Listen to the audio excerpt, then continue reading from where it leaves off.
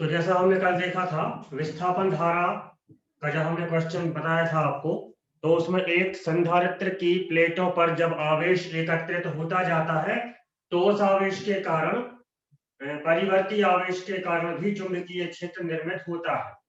ठीक है, जैसे विद्युत धारा के परितः चुंबकीय क्षेत्र निर्मित होता है, ठीक उसी प्रकार परिवर्ती आवेश के कारण भी चुंबकीय क्षेत्र निर्मित होता है। ये मैक्सवेल ने बताया था। अब कुछ सिद्धांत हमारे पास हैं, जैसे किसी धारावाही चालक के परितः चुंबकीय क्षेत्र बनता है। किसका सिद्धांत है? ऑर्स्टेड का।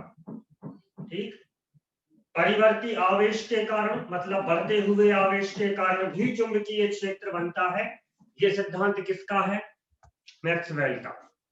और जब किसी कुंडली का फ्लक्स परिवर्तित किया जाता है, चुंबक को उसके दूर या पास लाया जाता है तो विद्युत धारा प्रेरित होती है।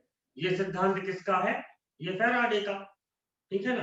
तो ये 3-4 सिद्धांत हैं और ये 3-4 सिद्धांतों का निष्कर्ष ये है कि जहां विद्युत क्षेत्र होता है वहां चुंबकीय क्षेत्र भी होता है, और जहां चुंबकीय क्षेत्र होता है वहां विद्युत क्षेत्र भी होता है। दोनों एक साथ चलते हैं। चुंबकीय क्षेत्र ऐसे रहेगा तो विद्युत क्षेत्र ऐसे रहेगा, ये, और दोनों ऐसे आगे बढ़ेंगे। ठीक है, ऐसे आगे बढ़ेंगे तो ये चुंबकीय क्षेत्र है और ये विद्युत क्षेत्र है। ऐसी कंडीशन होगी।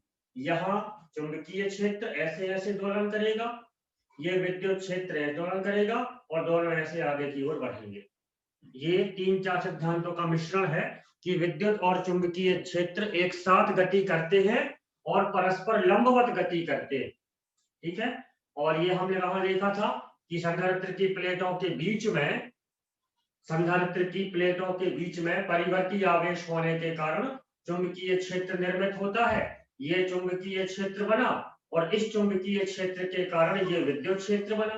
दोनों एक साथ गति करेंगे, आगे की ओर बढ़ेंगे। तो जहां विद्युत क्षेत्र निर्मित होता है उसके परितः चुंबकीय क्षेत्र भी होता है, और जहां चुंबकीय क्षेत्र होता है उसके परितः विद्युत क्षेत्र भी होता है, और दोनों धकेलते हैं एक दूसरे के लिए, आगे की ओर बढ़ने की कोशिश करते हैं। तो आगे बढ़ते बढ़ते बढ़ते बहुत दूर तक पहुंच जाते हैं, तो हम बोलते हैं विद्युत चुंबकीय तरंगें आगे बढ़ रही हैं, बहुत दूर तक पहुंच रही हैं। इन तरंगों की जब सबसे पहले उत्पत्ति प्रयोगशाला में हर्ट्ज नाम के वैज्ञानिक ने की थी। तो आज हम जो पढ़ रहे हैं वो है विद्युत चुंबकीय तरंगों के संबंध में हर्ट्ज का प्रयोग।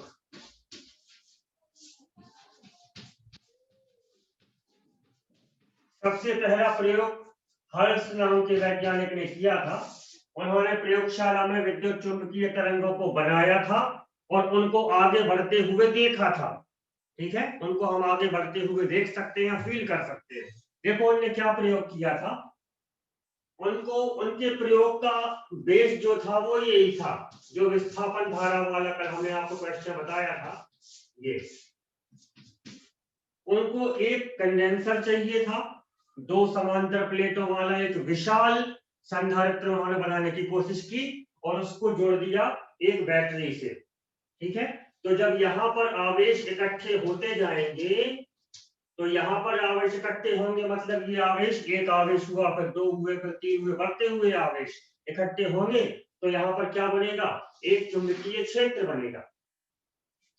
ठीक है, और जैसे ही चुंबकीय क्षेत्र बनेगा तो उसके परितः एक विद्युत क्षेत्र बनेगा, फिर जैसे ही विद्युत क्षेत्र बनेगा तो उसके परितः एक और चुंबकीय क्षेत्र बनेगा। तो क्या घटना होती है, ये हर्ट्ज ने प्रयोगशाला में देखा, उनको चाहिए था एक संधारित्र 2 समांतर प्लेटों वाला। तो उन्होंने कहा प्लेटों की जगह पे हम 2 गोले बना लेते हैं। ऐसे उन्होंने धातु के 2 गोले लिए, जैसे प्लेटें होती हैं यंत्र में, ऐसे इनने गोले बनाए। तो ये गोले किस भांति काम करेंगे? गोले एक संधारित्र की भांति कार्य करेंगे। ठीक है, जैसे 2 प्लेटें होती हैं उनकी जगह उन्होंने 2 गोले बनाए, पीतल के गोले, और इन गोलों को जोड़ दिया एक उच्च विभवांतर वाली बैटरी से। ये उच्च विभवांतर वाली बैटरी का मतलब है ये नहीं कि अपने घर में काम आने वाली 6 वोल्ट की बैटरी, लगभग 200 वोल्ट, 2000 वोल्ट, 4000, ऐसे बड़ी भारी बैटरी जो है उसको जोड़ दिया। इतना उन्होंने प्रयोग किया।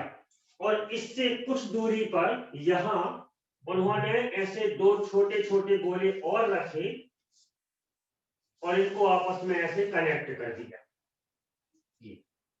इतनी व्यवस्था उन्होंने हर्ट्ज ने की। फिर से देखिए, पीतल के दो गोले, ठीक है, उन गोलों के साथ एक उच्च विभवांतर वाली हाई वोल्टेज वाली बैटरी कनेक्ट कर दी और उससे कुछ दूरी पर यहाँ पर दो छोटे छोटे गोले और रखे और उन गोलों को ही आपस में कनेक्ट कर दिया। इतनी व्यवस्था हर्ट्ज ने की। अब होता क्या है, थोड़ा इसको ध्यान से देखो। जैसे ही हम इस बैटरी को ऑन करते हैं तो ये पॉजिटिव चार्ज यहां से चलना शुरू होते हैं और यहाँ पे जाके इकट्ठे होते जाते हैं। पहले एक चार्ज इकट्ठा हुआ, फिर एक और चार्ज इकट्ठा हुआ, फिर एक और चार्ज इकट्ठा हुआ, ऐसे ऐसे होते होते इस पीतल के गोले में आवेश भरना शुरू हो जाते। और जब ये आवेश भरते हैं उस समय तक इनका मान चेंज होता रहता है। 1 आवेश, फिर दूसरा, फिर तीसरा, फिर चौथा, मतलब इसका मान क्या होता है, बदलता रहता है। और जहां भी आवेश चेंज होते रहते हैं वहां पर क्या निर्मित होता है, एक चुंबकीय क्षेत्र। ये चुंबकीय क्षेत्र इन दोनों गोलों के बीच में यहाँ पर निर्मित हो गया। मैक्सवेल ने कहा था कि जहां परिवर्ती आवेश होते हैं, जहां बढ़ते हुए आवेश होते हैं, जहां पर आवेश भरते जाते हैं, उसके पास एक चुंबकीय क्षेत्र निर्मित होता है। तो जैसे ही हर्ट्ज ने इस बैटरी को ऑन किया, इस गोले में आवेश भरना शुरू हो गए, तुरंत उसके पास एक चुंबकीय क्षेत्र निर्मित हो गया। जैसे ही चुंबकीय क्षेत्र निर्मित होता है तो फैराडे ने बताया था कि जहां चुंबकीय क्षेत्र होता है वहां प्रेरित धारा उत्पन्न होती है। प्रेरित धारा मतलब इसके लंबवत, ये अगर चुंबकीय क्षेत्र है तो ये विद्युत क्षेत्र बनेगा। तो जैसे यहाँ पे आवेश भरना शुरू हुए, यहाँ पर एक चुंबकीय क्षेत्र बना, ये चुंबकीय क्षेत्र, और इसके लंबवत क्या बना, विद्युत क्षेत्र। तो ये बन गया विद्युत क्षेत्र। और जैसे ही विद्युत क्षेत्र बना, ठीक है ना, तो उसके लंबवत फिर से क्या बनेगा, चुंबकीय क्षेत्र। ये चुंबकीय क्षेत्र और ये चुंबकीय क्षेत्र ने अपने लंबवत एक और विद्युत क्षेत्र बनाया और इस विद्युत क्षेत्र ने अपने लंबवत एक और चुंबकीय क्षेत्र बनाया। फिर इस चुंबकीय क्षेत्र ने विद्युत क्षेत्र बनाया, विद्युत क्षेत्र ने चुंबकीय क्षेत्र बनाया, फिर विद्युत क्षेत्र, फिर चुंबकीय, ऐसे ऐसे ऐसे होते होते ये आगे बढ़ते जाते। समझ आया? तो ये जो आगे बढ़ते जाते हैं, चुंबकीय क्षेत्र, विद्युत क्षेत्र, चुंबकीय क्षेत्र, विद्युत क्षेत्र, ये जो लंबवत रूप से आगे बढ़ रहा है, इन्हीं को हम क्या बोलते हैं, विद्युत चुंबकीय तरंग। जब हर्ट्ज ने ये प्रयोग किया, जैसे ही बैटरी को ऑन किया, यहाँ पे आवेश भरना शुरू हुए, परिवर्ती आवेश के कारण चुंबकीय क्षेत्र बना। उस चुंबकीय क्षेत्र ने अपने लंबवत विद्युत क्षेत्र बनाया, ये यहाँ बल्कि यहाँ बनेगा, ये विद्युत क्षेत्र बनाया। विद्युत क्षेत्र ने अपने लंबवत चुंबकीय क्षेत्र बनाया, चुंबकीय क्षेत्र ने अपने लंबवत विद्युत क्षेत्र बनाया, फिर चुंबकीय क्षेत्र, फिर विद्युत क्षेत्र, फिर चुंबकीय, ऐसे ऐसे करके ये आगे बढ़ते जाते हैं। तो विद्युत क्षेत्र और चुंबकीय क्षेत्र दोनों परस्पर लंबवत होते हैं और ये ऐसे आगे बढ़ते जाते हैं। इन्हीं को हम बोलते हैं कि ये विद्युत चुंबकीय तरंग है। ठीक है, समझ में आ गया होगा? तो ये ऐसे लंबवत आगे आगे बढ़ते बढ़ते कहीं तक पहुंच सकते हैं। अब यहाँ पर जो ये गोला था छोटा वाला, जब तरंगे टकराई इससे, तो यहाँ पर को एक स्पार्क दिखी, एक चिंगारी दिखी, और चिंगारी दिखने का मतलब क्या है, तरंगे वहां से यहाँ तक आ चुकी। ठीक है, तो ये यंत्र किस लिए लगाया था उन्होंने, इसको लगाने का मतलब क्या था, तरंगे तो यहाँ बन रही, तो कंफर्म था तरंगे क्या यहाँ से यहाँ भी आ सकती हैं, इसको चेक करने के लिए उन्होंने ये यंत्र लगाया। और कैसे पता किया कि तरंगे यहाँ आई कि नहीं आई, उन गोलों के बीच में स्पार्क हुई। स्पार्क का मतलब कुछ टकराया है, उससे आके टकराया है तभी स्पार्क बनी। तो ये स्पार्क ये बात सिद्ध करती है कि तरंगे यहाँ से यहाँ तक पहुंच सकती है। ठीक है, यदि हम इस बैटरी का वोल्टेज और ज्यादा बढ़ा दें, 10,000 वोल्ट कर दें, तरंगे यहाँ से यहाँ तक पहुंच जाएंगी। ठीक है, 20,000 वोल्ट कर दें तो तरंगे और आगे पहुंच जाएंगी। तो जगदीश चंद्र बोस भारतीय वैज्ञानिक ने उस समय हर्ट्ज से पहले ये तरंगे बना ली थी। ठीक है, लेकिन उन्होंने पेटेंट नहीं करवा पाया था, रजिस्टर्ड नहीं करवा पाया अपने प्रयोग के लिए, इसलिए श्रेय चला जाता है हर्ष को। लेकिन वास्तव में उन्होंने उससे पहले ये तरंगें बना ली थी प्रयोगशाला में, और उसको लगभग 10 किलोमीटर दूर तक उन्होंने भेजने में सफलता भी प्राप्त कर ली थी जगदीश चंद्र बोस। लेकिन उस समय चूंकि भारत में तकनीक नहीं थी उतनी ज्यादा, ठीक है, और ज्यादा कांटेक्ट भी नहीं हो पाते थे बाहरी दुनिया के साथ, तो उन्होंने प्रयोग किया, लेकिन उसका श्रेय उसको मिला जिसने उसको रजिस्टर्ड करवा लिया पहले। ठीक है, अभी तो फोन चल गए हैं, इस समय नेट चल गया है, हमने कुछ भी खोज की, हमने डाल दिया इंटरनेट पे, दुनिया भर में पहुंच गया।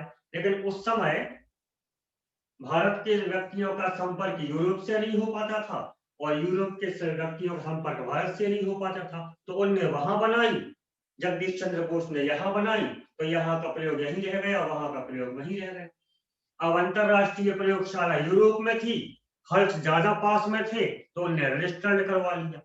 ठीक है, नकल किसी ने नहीं की, नकल ने भी नहीं की, इनने भी नहीं की, दो लोगों ने एक साथ बना लिए, इसने बता दिया, इसने नहीं बता पाया, बस ये था।